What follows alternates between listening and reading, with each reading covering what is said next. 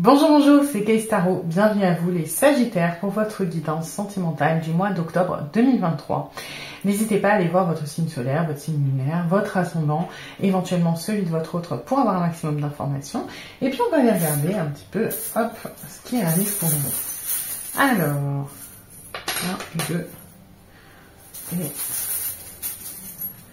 3. Ok, alors, bon. Pour moi les Sagittaires, alors de manière générale, que vous soyez en couple, célibataire ou dans un début de relation, etc., il y a quand même ce côté où on a un vide, on a un manque à combler, on a quelque chose qu'on essaie d'enfouir, mais qui est encore là. On a un côté un petit peu, on essaie de remplir un vide. Alors, il y a quand même des rencontres, des choses positives.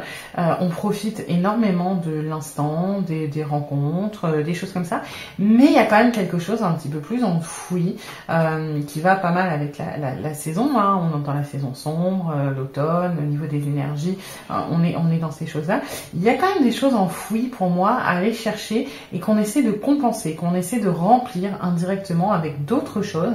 Alors ça peut être positif, mais attention peut-être à ne pas être dans une fuite, hein, à prendre conscience de ce qu'on essaie d'enfouir, de ce qu'on essaie de combler. On va les creuser un petit peu. Alors, hop.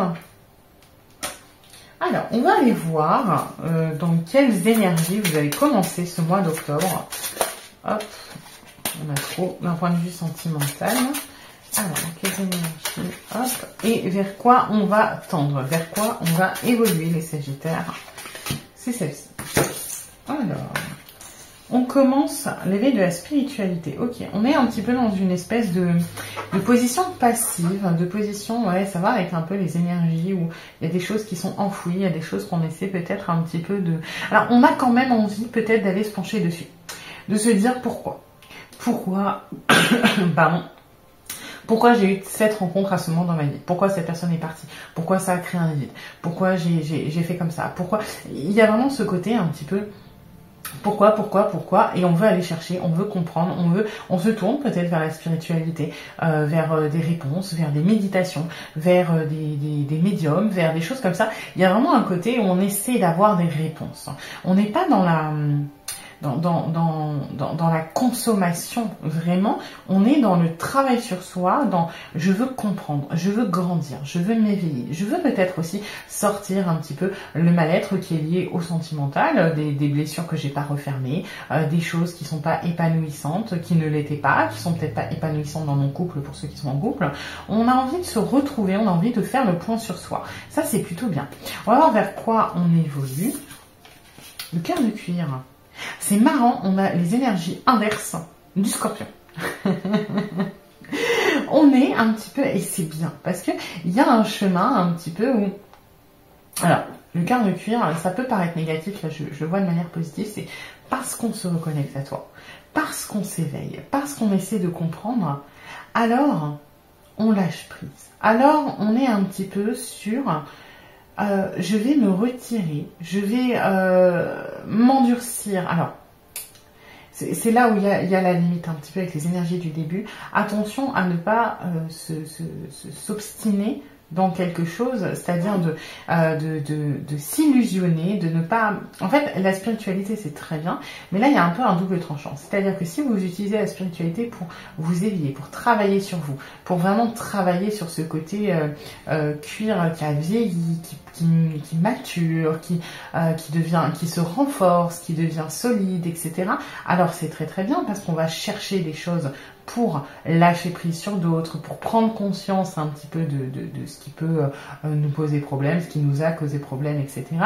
Mais attention à ne pas être dans le côté qui peut être un petit peu illusoire de la spiritualité. Je pense par exemple à la médiumnité, à être dans la surconsommation de voilà, j'ai pas envie de traiter ce qui s'est passé, je vais aller regarder voilà, quand est-ce que je rencontre l'amour, je veux m'obstiner sur le futur. Il faut prendre en compte le passé là-dedans, hein.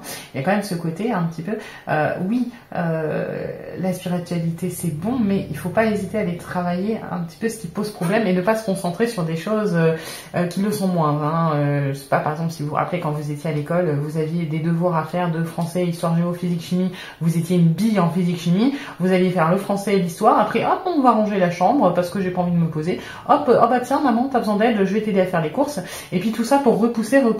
Alors oui, on se donne pas conscience on fait des trucs qui sont constructifs, mais c'est pour éviter un petit peu le cœur du problème. Il y a un petit peu de ça, il y a ce côté un petit peu, on surcompense autre part, là où on n'a pas trop envie d'aller regarder.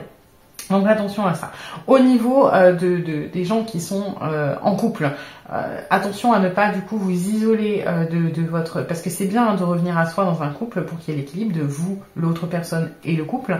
Attention à ne pas trop s'isoler non plus, à ne pas laisser tomber le couple. Pour les gens qui sont célibataires, c'est pareil. Attention à ne pas surconsommer, parce que là oui, il y a une histoire de retrait, mais ne pas surconsommer peut-être les relations, les flirts éphémères, d'avoir de l'attirance et puis de laisser tomber après. Alors ça veut pas dire coucher à droite à gauche, mais de s'enflammer pour quelqu'un et puis de laisser tomber parce que on n'a pas envie d'aller plonger dans les trucs un petit peu plus sombres. C'est la saison qui veut ça, hein, de toute façon. Donc après, soit vous l'accueillez et vous le vivez de manière constructive, ça vous donne des choses qui sont très positives, soit on est dans la fuite et là c'est un petit peu les énergies que je ressens pour certains d'entre vous. Et dans ce cas-là, bon bah c'est juste remettre à plus tard finalement.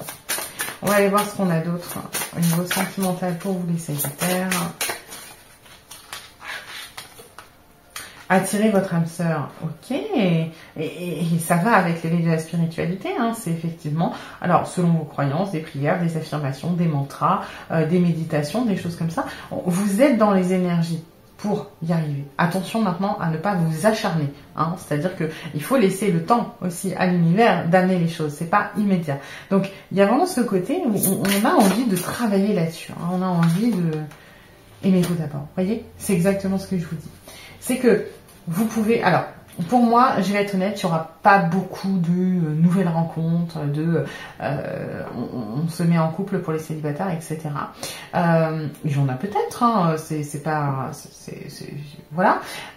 Mais de manière générale, on est plutôt sur, vous voyez, la dissonance entre ce que vous voulez, qui est un petit peu de la fuite, et la réalité. Vous voulez attirer votre âme sœur pour les célibataires, ou même les gens qui sont en couple, hein, vous voulez être épanoui, etc. Et c'est des bonnes énergies, c'est des bonnes idées. Vous faites ce qu'il faut pour, ça on ne peut pas vous l'enlever, hein. Vous faites les efforts, ça c'est très bien. Par contre, attention à ne pas vouloir sauter des étapes. Moi, c'est un petit peu ça que j'ai. C'est que là, les Sagittaires, on veut tellement être bien, on veut tellement se reconnecter à soi, à l'univers, avoir une âme sœur, etc., qu'on oublie le travail sur soi. Oui, vous pouvez attirer votre âme sœur, vous pouvez faire des prières, des méditations, la loi de l'attraction, ce que vous voulez. Si vous n'êtes pas prêt, si vous ne vous aimez pas, si vous ne faites pas le travail sur vous, bah, votre âme sœur, elle peut arriver, mais vous serez peut-être pas prêt à la recevoir et à l'accueillir. Et là, on est dans ces énergies-là. Oui, vous pouvez commencer à attirer votre âme sœur. Vous êtes sur la fin du chemin, mettons, pour que ça fonctionne bien. Par contre, il faut travailler sur vous.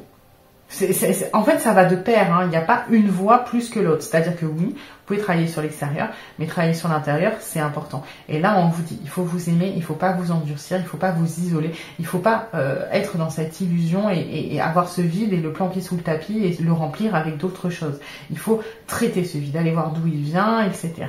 Comment le remplir de manière saine. Si votre refuge, c'est la spiritualité, c'est très bien. Si c'est autre chose, c'est très bien aussi. Mais attention à ne pas surcompenser. D'accord ? Hein, c'est un petit peu, par exemple, voilà, si on prend l'exemple, vous voulez arrêter de fumer et que vous compensez avec la nourriture, vous remplacez une addiction par une autre. Vous ne traitez pas vraiment la première finalement. Alors oui, vous arrêtez de fumer, c'est bien, mais si vous devenez boulimique, c'est pas fou. Là, c'est un peu ce qu'on vous dit. C'est-à-dire que oui, vous pouvez essayer de remplir les choses qui vous causent de la peine ou qui sont compliquées par des choses positives, mais attention à ne pas esquiver le problème. Et là, il faut revenir à vous pour attirer l'autre. Hein, ok, donc pas spécialement, je vois pas spécialement de rencontres, coup de cœur, etc. Ça peut arriver. Moi, je les vois pour plus tard, mais parce qu'on est en train de préparer le terrain. Et ça, c'est important. On va aller, hop, creuser un petit peu avec le tarot. Alors, pour les Sagittaires, octobre 2023, l'As de bâton. Il y a quand même des petites le 2 d'épée et 10 de bâton. Ouais, on est... C'est un peu la même chose, hein. Vous aurez des opportunités, vous aurez de quoi vous enthousiasmer. Il y a peut-être des rencontres, il y a peut-être même des choses sympas, hein, si vous êtes en couple. Pour autant, c'est un peu de la poudre aux yeux. Hein, moi, c'est ça que j'ai comme message, c'est de la poudre aux yeux. C'est qu'on essaie en fait vous essayez d'attirer votre regard ailleurs. Sauf que vous devez le reconcentrer sur votre fardeau. Il faut déjà traiter ce fardeau. Parce que c'est le revers de la même pièce, c'est ce que je disais, je sais plus quel signe. Le 10 de bâton, c'est toujours, pour moi, les deux faces d'une même pièce. C'est-à-dire que oui, il y a le succès.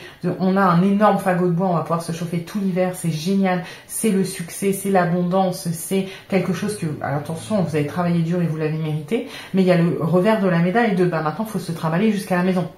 C'est-à-dire que c'est épuisant, c'est des efforts, etc.